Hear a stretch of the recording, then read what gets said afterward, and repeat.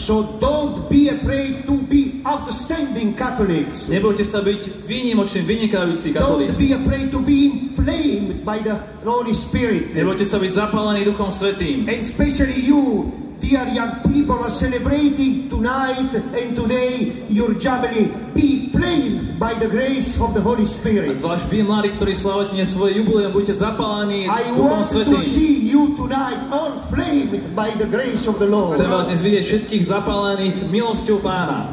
Dear Archbishop Bernard, but we are here to say thank you to the Lord, not only for what you have done.